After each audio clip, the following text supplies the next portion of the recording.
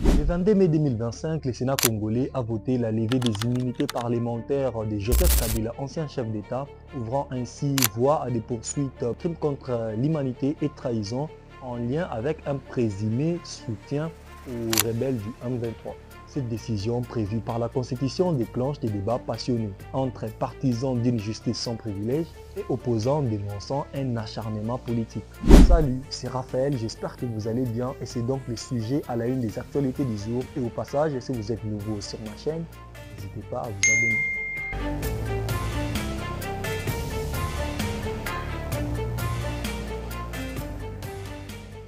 Pour comprendre les enjeux, il faut révisiter les régimes de Joseph Kabila de 2001 à 2019. Son silence durant l'offensive du M23, sa réapparition à Goma, des propos critiques tenus contre le président Félix Tshisekedi, puis l'enquête menée par la justice militaire sous l'impulsion du ministre Constant Mutamba. Pour tout comprendre, j'aimerais d'abord vous expliquer ce que signifie la levée des immunités. La levée des immunités parlementaires permet de déroger à la protection dont jouissent les députés et sénateurs pour engager des poursuites pénales en leur rencontre. Jusqu'à présent, l'ancien chef d'État Joseph Kabila et sénateur à vie ne pouvaient être poursuivis sans cette autorisation du Sénat.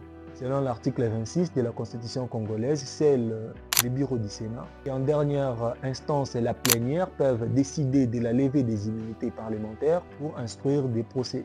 Sans immunité, Joseph Kabila peut alors être poursuivi par la justice militaire pour participation directe au M23, trahison, crime de guerre, crime contre l'humanité. L'Assemblée a parallèlement suspendu le Parti du peuple pour la reconstruction et la démocratie PPRD et ordonné la saisie des biens de ses dirigeants. Alors retournons un peu en arrière pour comprendre tout ça. Joseph Kabila, président de la République démocratique du Congo de 2001 à 2019, a quitté le pouvoir sous la pression populaire et a officiellement quitté la RDC fin 2023 pour s'installer en Afrique du Sud. Et c'est là sans explication publique et selon certaines sources, il était allé poursuivre ses études. Après son départ, entre janvier et avril 2025, les M23, soutenus par l'armée rwandaise, a pris Goma et Bukavu, provoquant des milliers de morts et plus de 6 millions de déplacés. Malgré cette crise, Joseph Kabila est resté absent et silencieux et cela a suscité critiques et interrogations sur ses responsabilités. Et ce n'est que le 19 avril 2025 où Joseph Kabila est finalement réapparu.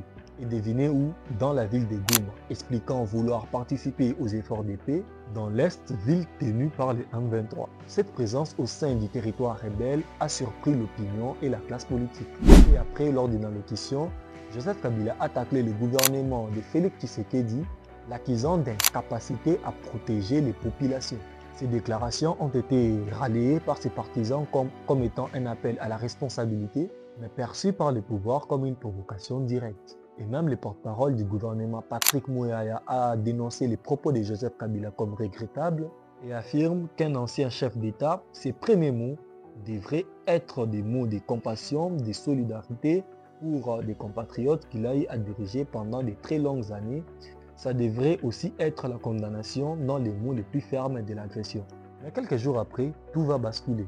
Le 21 mai 2025, le ministre de la Justice, Constant Mutamba, a annoncé que le procureur général de l'armée avait transmis au Sénat des réquisitoires détaillant les rôles présumés de Joseph Kabila dans le soutien au M23, incluant des échanges des correspondances interceptées ainsi que des témoignages des cadres rebelles. Alors, que faut-il faire dans cette situation? Il faut alors lever les immunités de Joseph Kabila afin de les poursuivre en justice. Et ça, c'est selon la loi congolaise. Quelques jours après, une plénière est organisée au sein du Sénat.